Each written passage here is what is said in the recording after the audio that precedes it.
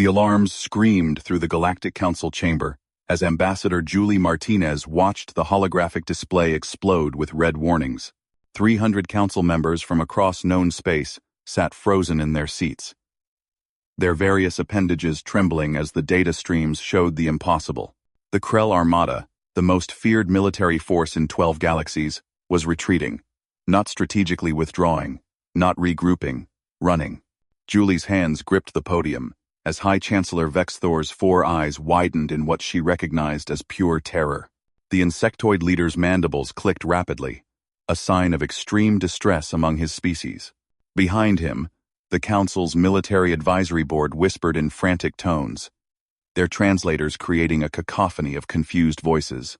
"Explain this, human," Vex Thor demanded, his voice translator stripping away any pretense of diplomatic courtesy. "Your species has been with us for merely 3 cycles. You assured us your military capabilities were defensive in nature."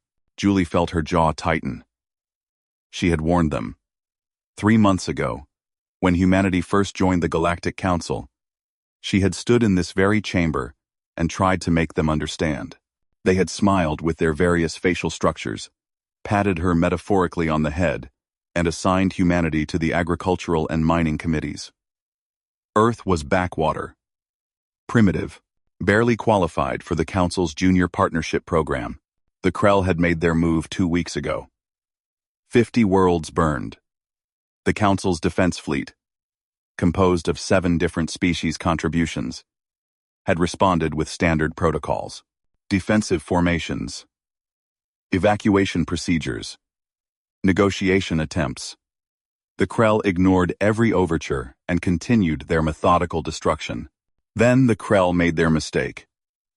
They hit Colony World, Kepler 7. Population, 40,000.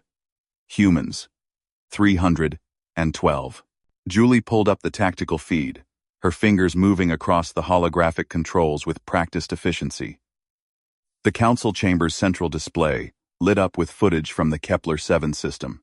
What they saw made several council members emit sounds of distress in their native languages. 12 human warships, each one a fraction of the size of the Krell dreadnoughts, moved through space like sharks scenting blood.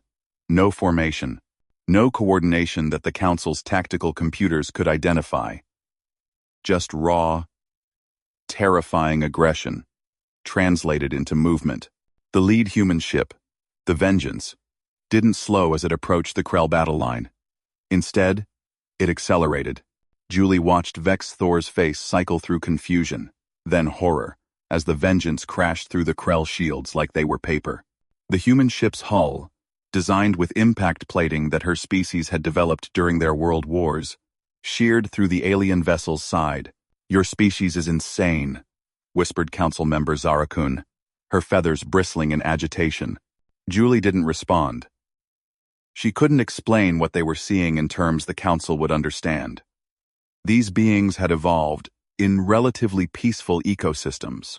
They had developed space travel through cooperation and scientific advancement.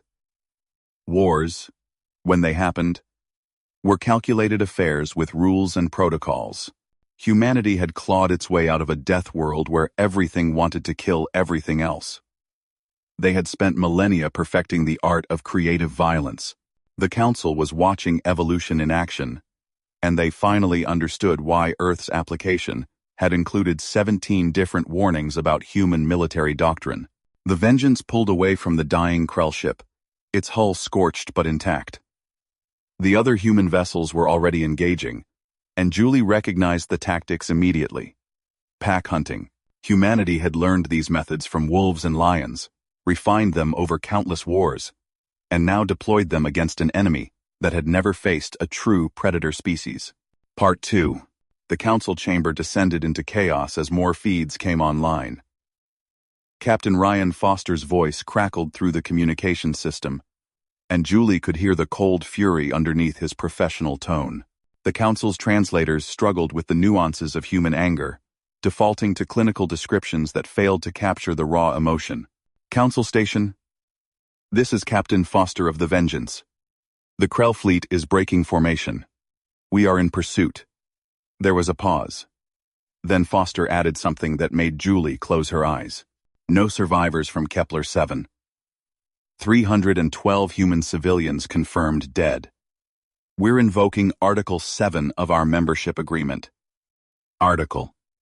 Every 716. Every C. Vexus Thor's mandibles stopped clicking. Every species in the Council knew what Article 7 meant. Each member civilization had one clause in their membership contract that superseded all Council authority. For the Aquari, it was their ocean worlds. For the Zenthari, it was their sacred breeding grounds. For humans, Article 7 was simple and terrifying in its brevity. In response to confirmed genocide of human civilians, Earth reserves the right to respond with unrestricted military action until the threat is neutralized. Ambassador Martinez, Vex Thor said carefully. Please advise your military to maintain Council warfare protocols. The Krell can be negotiated with. They respond to shows of force with diplomatic overtures. Julie looked at the High Chancellor with an expression that made him lean back in his seat. Chancellor, with respect, you don't understand what you're asking. Captain Foster lost his daughter on Kepler-7. She was a medical student volunteering at the colony hospital. The Krell didn't just attack a military target. They glassed a civilian population center with children, families, researchers. You're not watching a military operation anymore. You're watching humans do what we do best when someone threatens our pack. On the display, the Vengeance led the human fleet deeper into Krell space. The tactical map showed something that made the Council's military advisors lean forward in disbelief. The human ships weren't following any recognizable battle plan. Instead, they were adapting in real time, each captain making independent decisions that somehow formed a cohesive whole. Commander Lisa Park's destroyer, the Relentless, flanked a Krell cruiser and fired what the sensors identified as conventional kinetic weapons. The Council's weapons experts had scoffed at human armaments during the membership review. Energy weapons were cleaner, more efficient, more civilized. Kinetic weapons were primitive. The tungsten slugs, accelerated to a significant fraction of light speed, punched through the Krell cruiser's shields and hull with contemptuous ease. The alien ship's power core destabilized, and the subsequent explosion took out 2 more Krell vessels that had moved to support their companion. They're using the debris field as a weapon, observed military advisor Kextal, his 7-fingered hands dancing across his personal display. That destroyer deliberately calculated the explosion trajectory to maximize collateral damage. That level of tactical awareness requires processing power beyond what their ship class should possess. Julie pulled up Commander Park's file on her personal tablet. Former astronautical engineer, Ph.D. in applied physics. Before joining the military, she had spent 5 years designing demolition protocols for asteroid mining. The Council had reviewed human applications and seen scientists, engineers, and explorers. They had missed the crucial detail that humans didn't separate their civilian and military expertise. Every human was a potential warrior, and every skill set could be weaponized. The Krell were learning this lesson in real time. Their fleet, which had steamrolled through Council defenses for 2 weeks, was being systematically dismantled by a force 1/10 their size. The human ships moved with a fluidity that defied conventional tactical analysis. They didn't hold formations because they didn't need to. Each captain was an apex predator, and they were hunting as a pack. Captain Ben Crawford's frigate, the Defiant, demonstrated another aspect of human warfare that the Council had never witnessed. His ship had taken severe damage from a Krell missile barrage, with hull breaches across 3 decks and power fluctuating. Any other species would have retreated to repair. Crawford accelerated toward the nearest Krell battleship. What is he doing? Vex Thor's voice had risen an octave. His ship is crippled. He should withdraw. Julie watched the tactical display with grim understanding. He's not withdrawing, Chancellor. He's making them pay for every shot. The Defiant's remaining missiles launched in a spread pattern that the Krell point defense systems easily intercepted. But the missiles were a distraction. Crawford had vented his ship's atmosphere and used the explosive decompression to alter his trajectory in a way the Krell sensors hadn't predicted. The frigate, now little more than a kinetic missile itself, slammed into the Krell battleship's engineering section. Both ships died in a bloom of nuclear fire. The council chamber sat in stunned silence. Council member Yartek, representing a species known for their mathematical precision, spoke in a voice barely above a whisper. Deliberate suicide tactics. They're using their own ships as weapons when conventional ammunition is depleted. Not suicide, Julie corrected, her voice tight. Crawford's crew evacuated to the aft escape pods before impact. They're already being picked up by the Relentless. He sacrificed his ship, not his people. But even as she said it, Julie knew the council didn't understand. They couldn't comprehend a species that would destroy their own vessel to take an enemy with them. They had evolved in environments where resources were precious and waste was evolutionary suicide. Humans had evolved in an environment where everything was a potential weapon. And sometimes the best weapon was yourself. The tactical map updated again.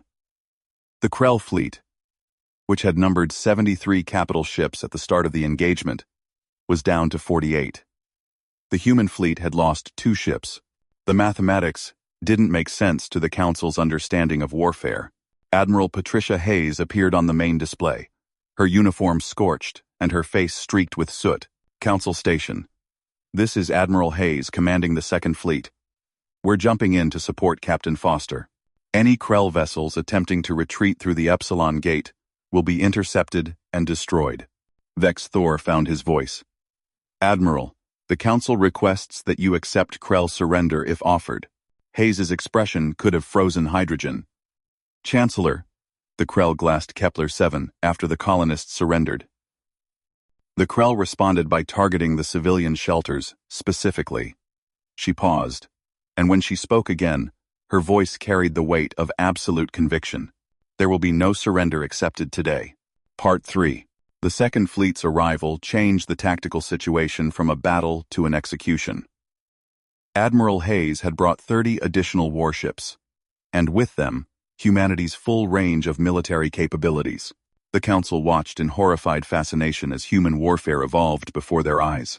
Lieutenant Commander Paul Stevens commanded the stealth corvette Shadowrunner, a vessel so coated in sensor-absorbing materials that it barely registered on the Council's advanced detection systems. The Krell never saw it coming. Stevens positioned his ship inside the debris field of a destroyed Krell cruiser and waited with a patience that spoke to humanity's hunting heritage. When a Krell battleship moved to reinforce their collapsing defensive line, Stevens fired. Not at the battleship itself, but at the support frigate trailing behind it. The frigate's reactor breach created a cascade effect that damaged the battleship's shields. Before the Krell could respond, 3 human destroyers materialized from different vectors and tore the wounded battleship apart with focused fire. Ambush predator tactics, Kextal muttered, his military expertise finally recognizing patterns that his peaceful upbringing had never prepared him for. They're using patience as a weapon. How long was that corvette waiting in position? Julie checked the tactical logs. 4 hours. Commander Stevens held position in a debris field with minimal life support to reduce his thermal signature. His crew was in hibernation suits to lower their heat output. The implications rippled through the council chamber. Human crews could lie in wait for hours, effectively playing dead, then strike with lethal precision. It was a level of tactical patience that contradicted everything the council thought they knew about warfare. Battles were supposed to be fast, decisive engagements between matched forces. This was something else entirely. This was hunting. Captain Nicole Barnes demonstrated another uniquely human capability aboard the heavy cruiser Thunderchild. Her ship had sustained damage to its primary weapon systems during an engagement with 2 Krell destroyers. Instead of withdrawing for repairs, Barnes did something that made the Council's engineers physically recoil in horror. She redirected power from the ship's artificial gravity and life support systems to boost the secondary weapons to 400% of their rated capacity. She's going to destroy her own ship? Yartek protested. Those systems aren't designed to handle that power load. The thermal stress alone will cause catastrophic failure within minutes. Barnes's tactical officer, a young man named Kevin Liu, appeared on the command feed. His face was pale, and blood streaked from a cut above his eye, but his voice remained steady. "All hands, seal your suits and maglock your boots. We're going to light them up." The Thunderchild's secondary batteries fired with an intensity that registered on the Council's sensors as a small star being born. The overloaded weapons systems carved through both Krell destroyers like a plasma torch through ice. The human cruiser's hull glowed cherry red from the heat, and 3 of its weapon mounts exploded from the stress. But Barnes had calculated correctly. By the time her systems failed, both enemy ships were dead, and her crew was already scrambling to restart the life support before the temperature inside the ship became lethal. "They accept a level of risk that borders on madness," Council member Zara Kun observed, her feathers now flat against her body in a display of extreme stress. That captain just risked her entire crew on a gambit that had perhaps a 60% chance of success. Julie wanted to explain that 60% odds were considered excellent by human military standards. She wanted to tell them about the battles of Earth's history, where humans had fought against worse odds and won through sheer determination. But the Council wasn't ready for that conversation. They were barely processing what they were witnessing now. Admiral Hayes coordinated the human fleet with a efficiency that spoke to decades of military experience. But it wasn't just her strategic mind that impressed the Council's observers. It was the way every human captain seemed to know what Hayes needed before she gave the order. They moved as one organism, each part independent, yet connected. "How are they communicating?" Vex Thor demanded. "Our sensors show minimal radio traffic between their vessels. By all tactical analysis, they should be unable to coordinate at this level of complexity." Julie pulled up the communication logs. "They're using a technique called tactical intuition, Chancellor. Each captain is trained to think like Admiral Hayes. They study her strategies, her decision-making patterns, her preferred responses to different scenarios. When she issues a broad order, each captain interprets it through that shared understanding. They're not waiting for specific instructions. They're predicting what she needs and executing it." It was a level of unity that the Council species, with their emphasis on individual identity and clear chains of command, had never developed. Human military training didn't just teach tactics. It taught officers to think like their superiors, to anticipate needs, to operate as parts of a greater whole, while maintaining individual initiative. The Krell were discovering that they weren't fighting 12 ships or 42 ships. They were fighting one entity with dozens of bodies, each capable of independent thought, but unified in purpose. Captain Marcus Chen's battleship, the Indomitable, engaged 3 Krell capital ships simultaneously. The tactical computers showed it as a suicidal move. Chen should have been overwhelmed in seconds. Instead, he demonstrated why humanity had been so successful in their own solar system's early conflicts. Chen didn't try to fight all 3 at once. He positioned the Indomitable so that one Krell ship blocked the firing solutions of the other 2. Then he focused every weapon on that single target with an intensity that made its shields collapse in under 30 seconds. The Krell ship tried to maneuver away, but Chen had predicted that response. His ship's engines, pushed to their maximum output, kept the Indomitable positioned exactly where it needed to be. When the first Krell ship died, Chen immediately shifted position to place the debris between his ship and the remaining 2 enemies. He was using the battlefield itself as both weapon and shield, turning every destroyed vessel into a strategic asset. The Council's military advisors watched in silence as Chen repeated this pattern. Isolate, destroy, reposition. Within 15 minutes, all 3 Krell capital ships were drifting hulks, and the Indomitable had sustained damage to only its forward shields. "This is not warfare as we know it," Kextal said quietly. "This is something older, something primal." Julie nodded slowly. "You're seeing what humans call total war, advisor. When we're threatened, when our people are killed, we don't fight to win territory or resources. We fight to eliminate the threat completely. The Krell made this personal when they murdered civilians. Now every human in this fleet is thinking the same thing. Not victory. Vengeance. Part 4. The Krell High Command made their final mistake in the battle's third hour. They activated their reserve fleet, calling in reinforcements from 3 nearby systems. It was a sound tactical decision by conventional warfare standards. Overwhelm the smaller human force with superior numbers. Restore the numerical advantage. Force a negotiated settlement. They didn't understand that humans don't think in terms of numerical advantage when they're hunting. Admiral Hayes received the intelligence report about the incoming Krell reinforcements, with an expression that made Julie's blood run cold, even watching from millions of kilometers away. The Admiral pulled up a tactical map and began issuing orders with a speed that suggested she had been anticipating this exact scenario. All ships. Formation Delta 7. We're not waiting for them to reach us. We're going to meet them halfway. Hayes zoomed in on the trajectory of the Krell reinforcements. They're coming through the Meridian Nebula. Navigation will be tricky for their larger vessels. Perfect place for an ambush. Captain Jennifer Cole, commanding the destroyer Wrathful, was the first to respond. Admiral, if we advance that far into Krell space, we'll be cut off from our supply lines. Standard doctrine would suggest we hold position and let them come to us. Standard doctrine didn't account for the Krell glassing a colony world, Captain. Hayes replied, her voice carrying across every ship's bridge. We're not playing defense anymore. Every Krell ship that survives today is a ship that might attack another human world tomorrow. We end this threat now, completely, or we'll be fighting them again in 6 months. The human fleet surged forward, leaving the shattered remains of the original Krell armada behind. The Council's observers watched in disbelief as the humans deliberately moved deeper into enemy territory, farther from any possible support or retreat. They're abandoning their defensive position. Vex Thor said, his voice hollow. If this goes badly, they'll be trapped. Humans don't think about retreat when we're hunting, Chancellor, Julie said quietly. We commit completely. It's all or nothing. The Meridian Nebula was a navigation hazard that most species avoided.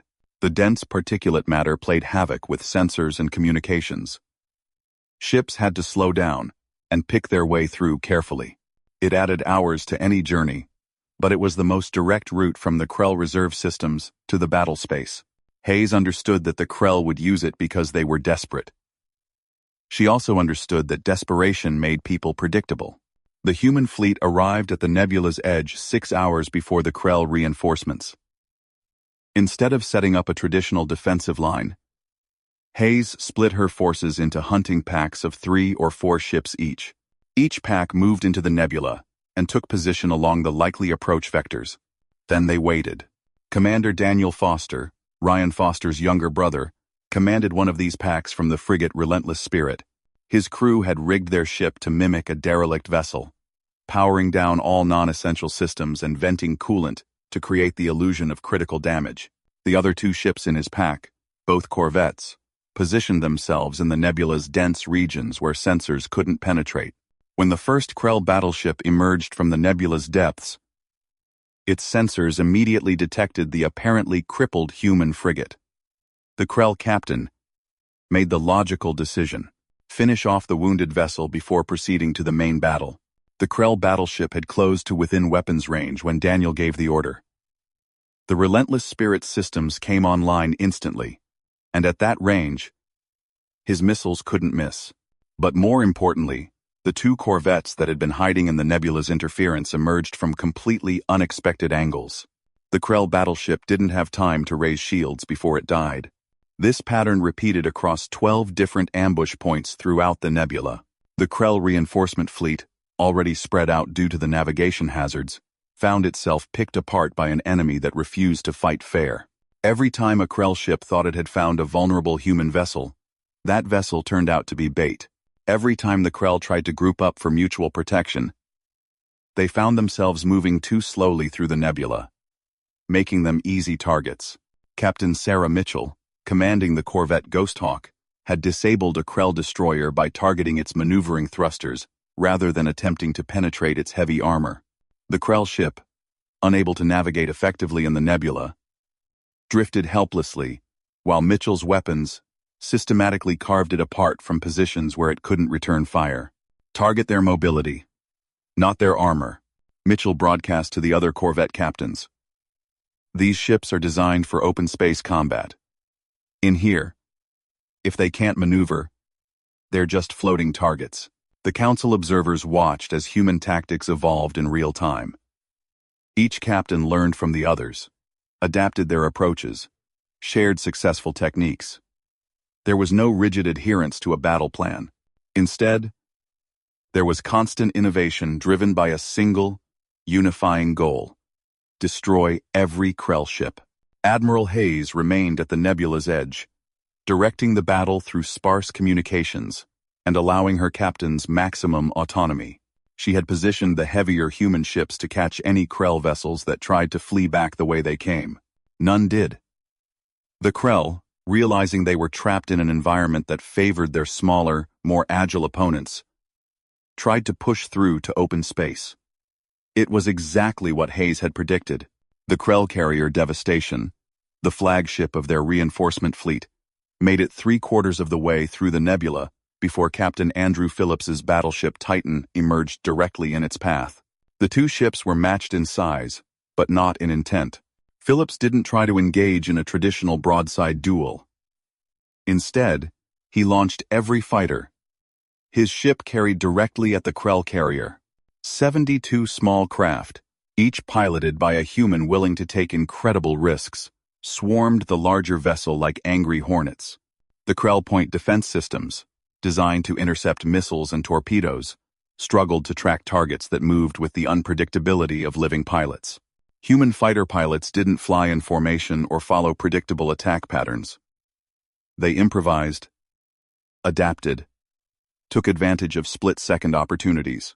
Lieutenant Amy Carson drove her fighter through a gap in the Krell carrier's shields that existed for only 2 seconds, fired her full payload directly into the ship's hangar bay, and escaped through an exhaust port that her fighter barely fit through. The resulting explosion crippled the carrier's launch capabilities.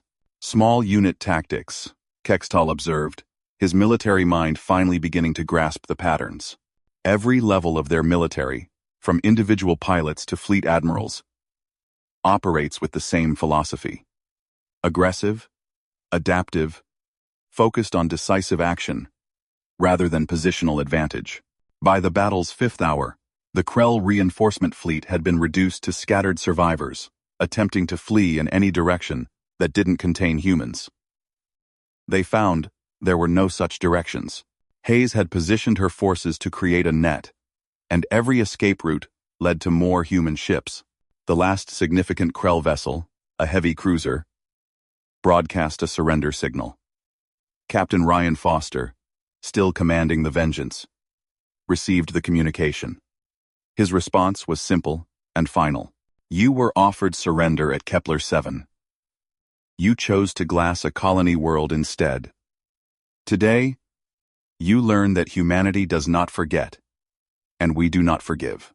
The Vengeance's main guns spoke once, and the Krell cruiser joined its companions in death. Part 5. The council chamber remained silent as the final casualty reports came in. The Krell had lost 147 capital ships, countless support vessels, and approximately 200,000 personnel. The human fleet had lost 7 ships and 912 crew members. It was the most one-sided military defeat in recorded galactic history. Admiral Hayes appeared on the main display, her uniform still showing signs of battle, her face weary but resolved. Council Station. This is Admiral Hayes. The Krell fleet has been neutralized. We're beginning search and rescue operations for survivors. Vex Thor leaned forward, his mandibles clicking slowly. Admiral, the Council extends its gratitude for your defense of civilized space. However, we must discuss the methods you employed. Several of your tactics violated established warfare protocols. The use of suicide ramming, the rejection of surrender, the systematic hunting of fleeing vessels. These actions require review. The silence that followed was so profound that Julie could hear her own heartbeat.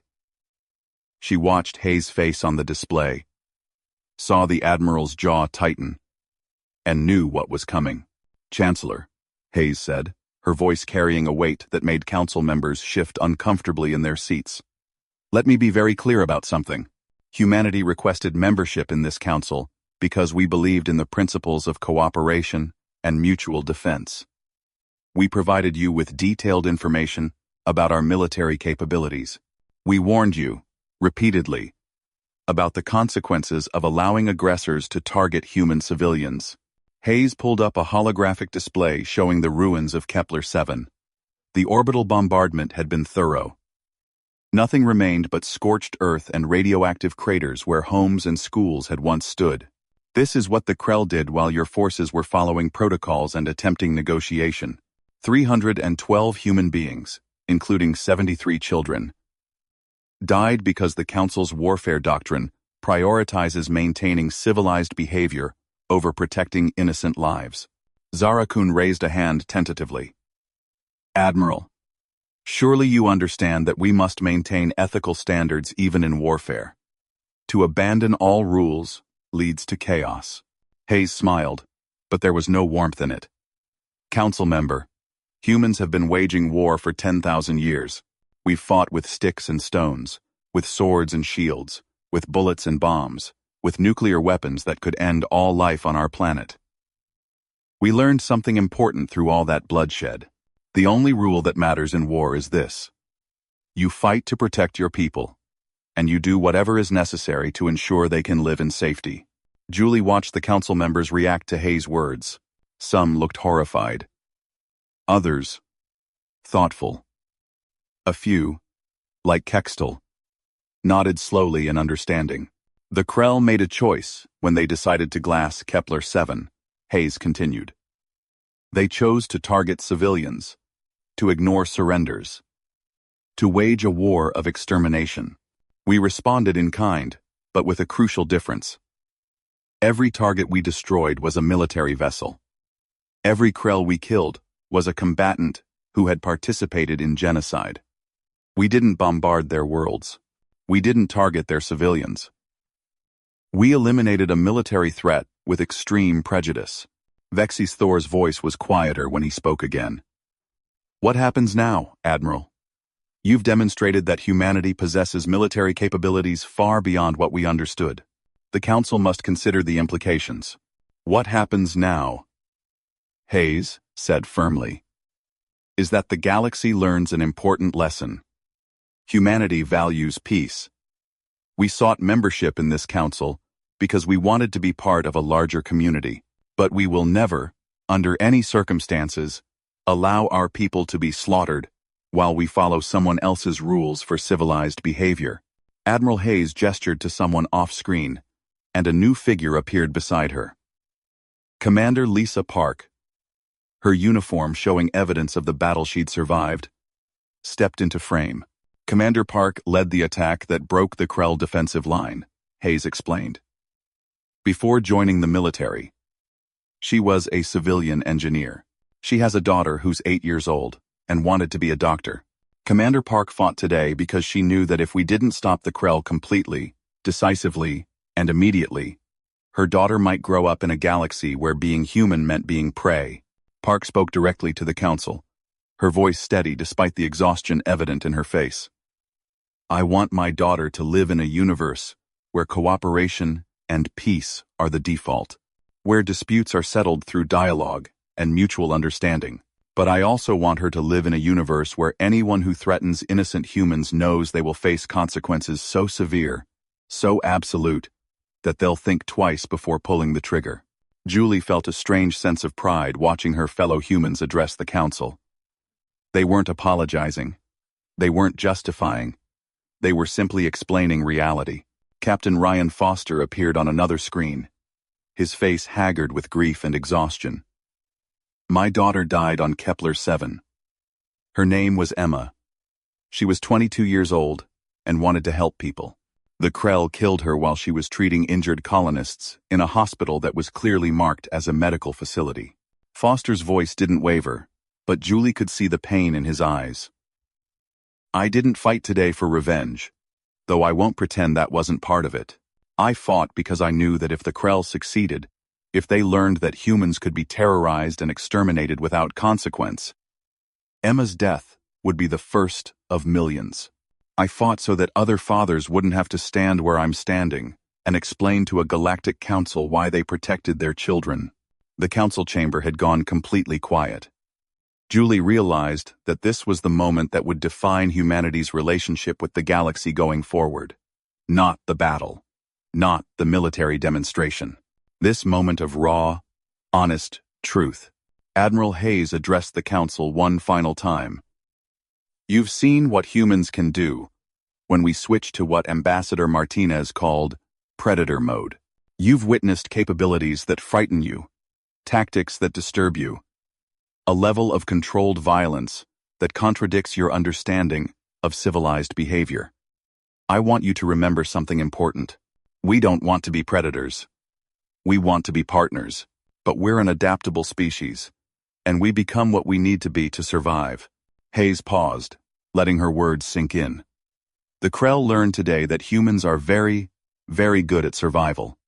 I hope the rest of the galaxy learns a different lesson, that humans are equally good at cooperation, innovation, and building something better than what came before. The choice of which aspect of humanity you experience is, to a large extent, up to you. The transmission ended, leaving the council to process what they had witnessed and heard. Vexthor turned to Julie, his 4 eyes reflecting a mixture of respect and wariness. Ambassador Martinez, your species has certainly made an impression. The council will need time to discuss the implications of today's events. Julie stood tall, representing not just Earth, but every human who had fought and died today. Take all the time you need. Chancellor, just remember that while you're discussing and debating, there are 47 other human colony worlds out there. Worlds full of families, children, researchers, farmers, artists, and dreamers. People who joined this galactic community because they believed in something bigger than themselves. She pulled up a holographic image of Kepler-7 as it had been before the attack. Green fields, small settlements, a university campus where human and alien students had studied together. This is what we want to build, Chancellor. Communities where different species work together and create something beautiful. But if someone tries to destroy that, if they target our people with the intent to exterminate, they will discover exactly what humanity is capable of. Julie looked around the council chamber, meeting the eyes of representatives from dozens of different species. Today wasn't a demonstration of human aggression. It was a demonstration of human commitment. We commit to peace when peace is possible. We commit to defense when our people are threatened. And we commit completely to both, with every resource and capability we possess. As Julie left the council chamber, she received a message from Admiral Hayes. It was brief, just 7 words, but they summed up everything that had happened in the past 6 hours. They know now. Humanity is awake. Julie looked out at the stars visible through the station's massive windows. Somewhere out there, the human fleet was regrouping, recovering, preparing to return home. They had gone into battle as 12 separate ships and emerged as something the galaxy had never seen before. Not conquerors, not destroyers, but protectors, willing to become predators when necessary. The council would spend weeks analyzing the battle, studying human tactics, trying to understand how such a young species could possess such devastating military capabilities. They would debate the ethics, question the methods, and ultimately, they would have to accept a new reality. Humanity had joined the galactic community as students, eager to learn and contribute. But when pushed, when their people were threatened and their children murdered, humans had shown that they remembered their evolutionary heritage. They were persistence hunters who had chased prey across continents. They were pack predators who had learned to coordinate and communicate in ways that made them more than the sum of their parts. They were tool users who had turned everything from rocks to fusion reactions into weapons. The galaxy had witnessed the full awakening of humanity's predator mode. and the sight would echo through history, not as a tale of conquest or domination, but as a warning and a promise. Humans would be the best friends you could ask for, loyal and generous and endlessly creative. But if you threatened their families, if you targeted their young, if you mistook their preference for peace as a sign of weakness, you would discover why Earth had produced the most successful predator species in human evolutionary history. And you would learn that lesson exactly once, because humans didn't believe in half measures when their children were at stake. The Krell had learned that lesson today.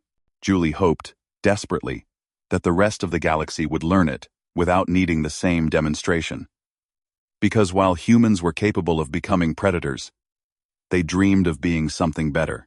They dreamed of being builders, explorers, and partners in creating a future where the full awakening of humanity's predator mode would never be necessary again.